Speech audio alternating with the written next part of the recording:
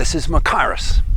This is a hilltop fortress in the wilderness. As you can see, it's very hot here. It's a little bit windy today, and I hope that doesn't affect the microphone. And there's a few flies, so I may be doing that a little bit.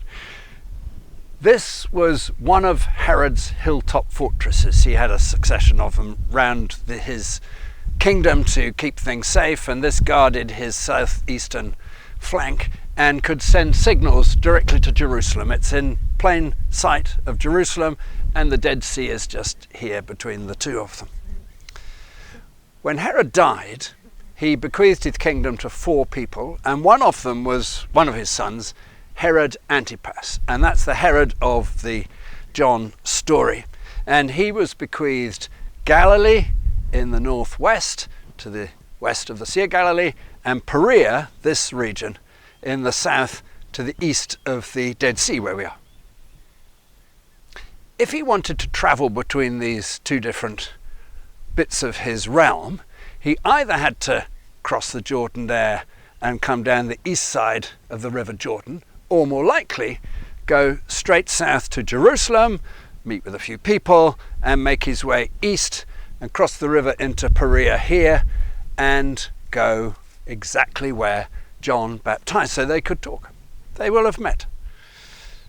And the backstory to this is that Herod was married to an Arab princess from a large and powerful Arab kingdom down there, which surrounded much of Perea, so it was a politically important marriage. But when he went to Rome, he stayed with a half-brother there and had an affair with his wife, who was also related. They were all related, these Herods. They married each other and wanted to marry her. She said, "I'll divorce my husband if you'll divorce your wife, and then we'll marry." And he agreed to do this.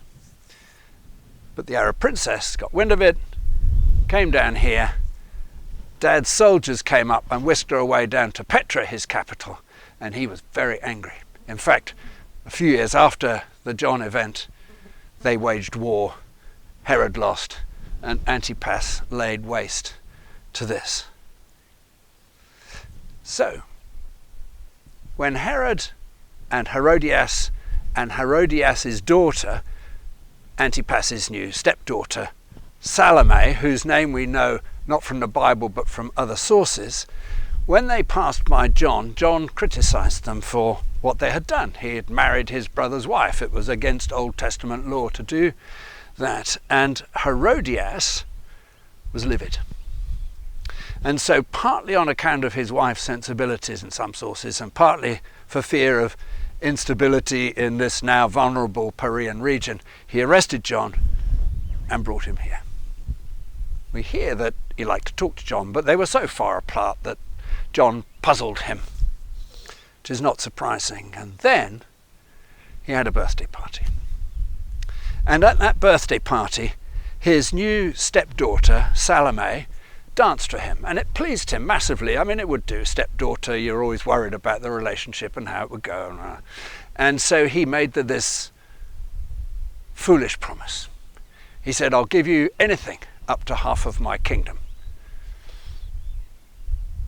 She went out to Mum, and she said, "Mum, he's promised me up to half his kingdom. What should I ask for?" And Herodias seized her chance. She was a vengeful woman and said to her, "Go in and ask for John the Baptist's head on a plate."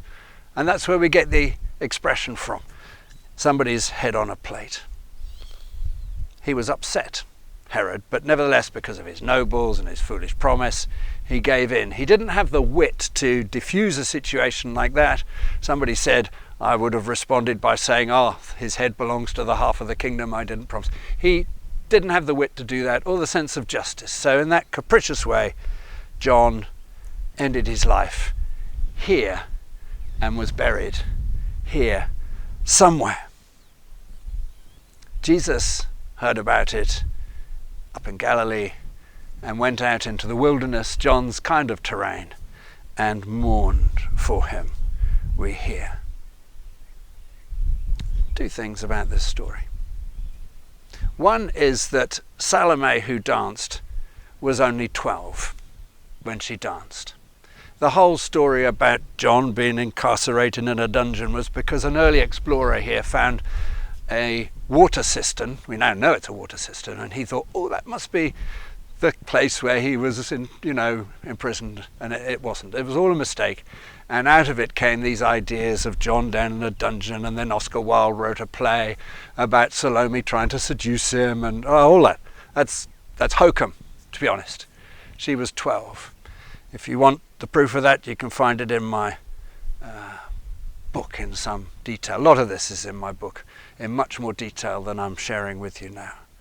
But the last thing I want to share with you from Machaerus is to come back to what I've now said twice in this series, is that this is in plain sight of Jerusalem. And there's a photograph in my book taken from the other side of the Holy Sepulchre Church, which is where we think Jesus was crucified. And from that spot, hanging on the cross, facing the city probably, if he looked over there in the distance, he could see Machaerus. John was the forerunner, and he was the forerunner for Jesus with his very last breath, giving strength to his cousin as he endured his terrible death on the cross for you and me.